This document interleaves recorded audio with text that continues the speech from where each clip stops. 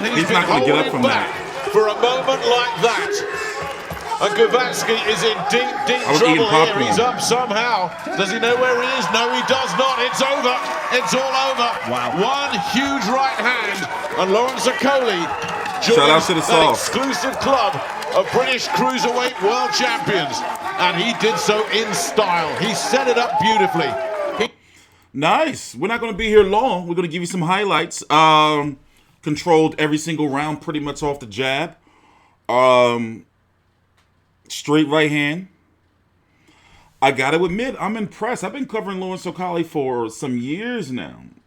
Like since his second, third fight. And I got to be honest, he's finally made it. World champion, WBO Cruiserweight champion of the world. After defeating Krzysztof Glowacki. What's that, a 6-round stoppage? Is that a TKO or did he not make the count? I don't think he made the count. Anyway, I'm T-Street Controversy. Let me fix my chair. I'm T-Street Controversy with FightView360.com. It is 7:06 p.m. Eastern Standard Time. The other card with Maurice Hooker and Virgil Ortiz is starting. We're going to wait for the post-fight interview and talk about what's next. Now, is he going to unify the division or is he going to go to the Bridgerweight division? You know, the new division that's, out there right now.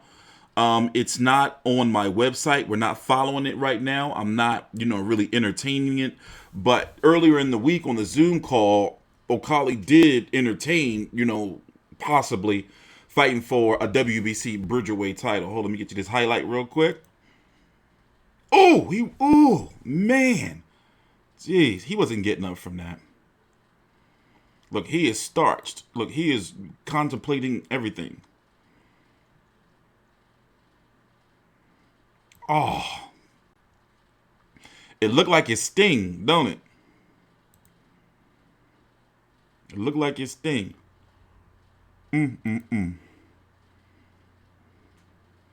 Interested in a post-fight interview. And also, I want to take a nap. Happy for Okolie, man.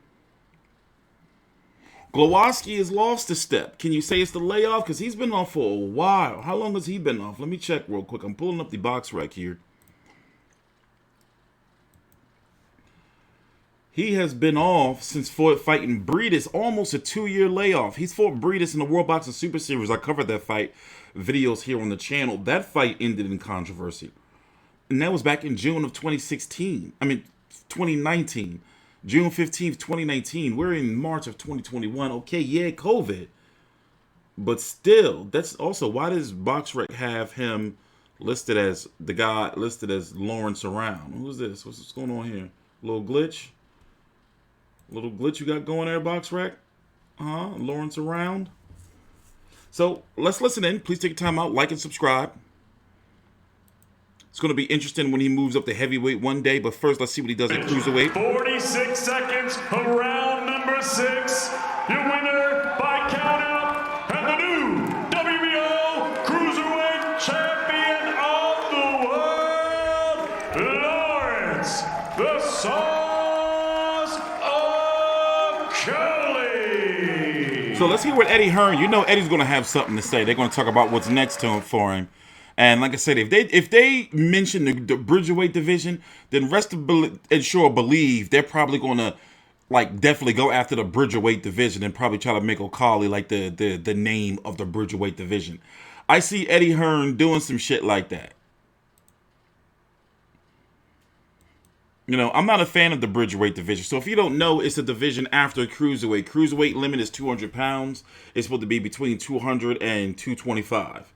Anything over 225 is supposed to be considered heavyweight. Named after a kid who got attacked by a dog. And it looks like to me and a lot of fans and media too that the Bridgerweight is just a money grab. And it's just not the right time for a Bridgerweight division with everything that's going on in boxing where we don't even have definitions of the WBA gold belt. Shout out to Shane McGuigan too.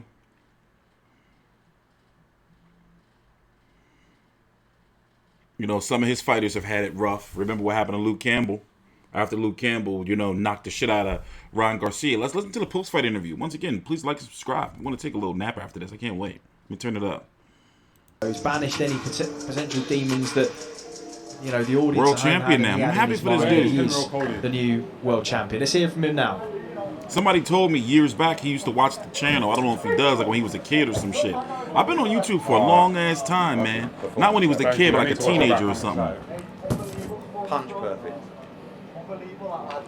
Lawrence, in just 16 fights, you're British, Commonwealth, European, and now you're champion of the world.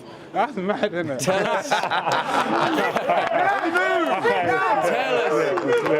how you're feeling, please. No, it's crazy. Like, obviously, I feel happy. I feel blessed.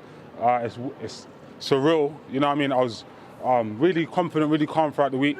I want to take the time to just thank my mum, thank my dad who's in the building right now, thank Eddie Hearn, thank AJ358, Omar, I know you're watching this, PLT, Samir, everyone that supported me from the beginning, all my boys, Duncan, I don't even know. Like, obviously it's amazing to be able to put like an exclamation mark on my life with a world title, and I just want to say, if you believe anything in this life you want, you can Hackney, get. stand up. Boys. You said the whole week exactly what you were going to do, and I think sometimes confidence can be confused with arrogance. Were there any nerves or any self-doubt at all that you didn't belong on this stage? Brixton. No, none. I mean, Brixton, Shane my bad. And No, he's from Hackney. In the back, I'm very calm throughout the whole week. I'm at the back, and the thing is, you can lie to everyone, put on a brave front, but you have to go home and Hackney. live with yourself, and then that's when you know how you feel. I've been really calm all week, and yeah, that's it really. An experienced campaigner, a former world champion. Can you just talk us through the fight and how it went? And did it go the way that you thought it would? Yeah. Do you know it did? I have to thank Shane for the game plan. I was very sure I was going to get to him. However, he just reminded me not to rush. I've got the power to knock anyone out, so just spend the first. I don't want to say too much about the game plan, but it went exactly to plan. I said I'd get it done within between 5 to 8, and I'm happy to have got it done. Can you see that monitor there? We'll show you the knockout. I'm sure you will want to see it again. Just tell us exactly what you see here. Body shot, step back counter maybe. No, and boom! Ooh! Okay. As soon as that landed, did you know that was it? Yeah, because I could see him on the floor, and I knew that, you know, the first 5 rounds he was struggling to catch up with me, so it would be very hard for him to make the decision on the floor to get up and carry on with that same kind of thing. And throughout the whole thing, all I was thinking was one thing. 4 years ago, Eddie Hearn, or 4 or 5 years ago, Eddie Hearn saw a boy from Hackney and said to him, if you win a world title, I'm going to get you a gold Sky Dweller. And every single moment in that ring, that's all I was thinking. I was thinking, for all my Olympians, everyone, that gold Sky Dweller is coming. And then he said he'll get me another one when I unify. Okay, I mean, he's got a... What's that? It's a bit shifty. I'll come to him in a sec. Just one Gold point. Sky in what? the past, you've been an easy target for criticism. You've been labelled boring, a hugger. Some of that criticism from the Chamberlain fight, the Askin fight, was levelled at you. That seems a thing of the past now. What is the big factor in that? It's a lot of things. It's experience as well. Growing into myself as a boxer, working with Shane. Obviously, I want to shout out Brian O'Shaughnessy as well, who's my first trainer and helped me turn and pro. Barry Robinson as well. So I just want to say that it's been a process, and obviously joining with Shane, one of the main things he works on is mindset, and he's every day in the gym with the jokes, with the seriousness, it's just constantly reminding me, and even just telling me I can do it. I believe in myself, but having someone else in your corner telling you, turn the shot over, believe, etc., etc. And 2 times in a row he said to me, turn it on this round, and both times I've got rid of them, so I'm happy. Stay there, because I will come back to you on the future. Eddie Hearn, it's cost you a little bit of Yeah, money tonight, obviously, that well, we've just been told, but your reaction, you've got a new world champion in your stable, and you must be very, very proud for staying loyal and backing Lawrence Okolie in just 16 fights. He's done everything that he said he would do. Yeah, I mean, the Sky Dwellers normally come for the unification, but we'll go to the Jewelers this week. But that was one of the great performances to win a world title. Krzysztof Glowacki is a 2-time world champion. You know, he's a top 5 cruiserweight in the world. Super experienced. You know, sometimes he's had criticism, but he's been a novice. And tonight he stepped in with 15 fights. You know, and we wondered, you know, we were speaking in the bubble, he's walked around with so much confidence all week. You just wonder, when you step up to that elite level, are you good enough? My goodness, was he good enough? Not just good enough, an absolute masterclass. The jab, the footwork, the right hand, you know, the work on the inside, the spinning off. That was a good enough performance to beat any cruiserweight in the division, and that's what we want to do now. We don't want to muck around. We want to go straight for all the titles and unify the division, and then move up to heavyweight. He's got scary power, but he used to be all power. Now he's got the jab, he's got the movement, he's got the knowledge up here. Shane's done a tremendous job. And just while we're here, let's put it into perspective. You know, not so long ago, he was a young man in McDonald's working at Victoria Station. You know, he was overweight, didn't know where he was going. And in 2012, he watched Usain Bolt and Anthony Joshua win gold at the London Olympics. They inspired him to try and change his life, right? He left that job. He chased his dream in boxing.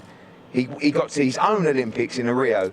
And then he won the British, the Commonwealth, the European Championship. Tonight, he wins the World Championship. This is an incredible story. This sounds like a story I'd make up. But this is a true story, and this is a real inspiration to young kids today. Like he said, if you believe in yourself, you can do it. Shout out to Anthony Joshua, 258. They've got their first world champion themselves. For us, we saw a young kid with a load of talent, and we all believed when we sat down he'd become a world champion. Tonight, he made it happen. I'm super proud of him. Yeah, Okolie's out the cage. Okolie's out the cage, yeah, most definitely. I just want to ask you about the future then. So much has been made about the eventual step up to heavyweight, but is this cruiserweight for now and you want to unify the division before you move up, or if the big names come, is it heavyweight next? Yeah, definitely, but I feel like I would like to fight someone like Briedis next. I think out of the champions, Briedis is the one that I would most like to go in next with. That will be unified in 17 fights and 42 career fights. So I think obviously any champion that Eddie can get, but the one I'll be looking for is Briedis. Brilliant. I just want to give the final word to you if you want to. I know you would have loved to have won that in front of your fans tonight. You had a few fans here in December, but everyone back home will be watching. If you've got a message for everyone. Just thank you so much for the support. There was a lot of people that told me I could do it, that prayed for me today. I heard all your prayers and it came through. And the people that said no, hopefully I'm turning them to believers. There's a guy I want to shout out. His name's Dwyer. He's a guy on YouTube. My man Dwyer. I couldn't do it, but I did. Thank you. Well done. Fucking Dwyer. Damn, I'm glad I didn't go on YouTube and Myris Briedis there. I was lucky. damn, Dwyer. Why he do you like that? My man Dwyer. I'm T Street Controversy with FightView360.com. All right, let's talk. I kind of figured, all right, Sauce, don't be mad at me. I wasn't confident you can do it, but you did it. I'm not going to doubt you no more. I'm not Dwyer, man. I'm not Dwyer. But listen, you know what I think? He wants Briedis. So let me tell you what I think. And don't send me to hell, man. I honestly think that he can beat Makabu. I covered Makabu last fight. It was some old crazy hype ass, like gymnasium type joint. This dude right here, I only seen a little bit of tape on him. But in the division, Briedis is where the money's going to be at. I don't know about Briedis. I'm going to go ahead and say it. But then again, he's shown me though, like that jab, like if he fights the way he fights off the stick, he's a much more disciplined fighter, I guess I can say. He seems like he was very poised and calm in there. So I'm looking and I'm thinking to myself, can he capture all of the belts at the cruiserweight division? I think the Sauce can beat Makabu. In my heart, especially, I'm starting to wonder, and I covered the door, I'm starting to wonder if he can beat Briedis. If he can outbox him. I'm starting to think he can. Now, I'm not going to act like I know who, damn, he was down there asleep. I'm not going to act like I know enough Arsen Goulamarian. I'm not going to act like I know enough to say that Lawrence Okolie can beat this dude. I remember watching tape on him, but I forgot. Y'all know my memory is shit.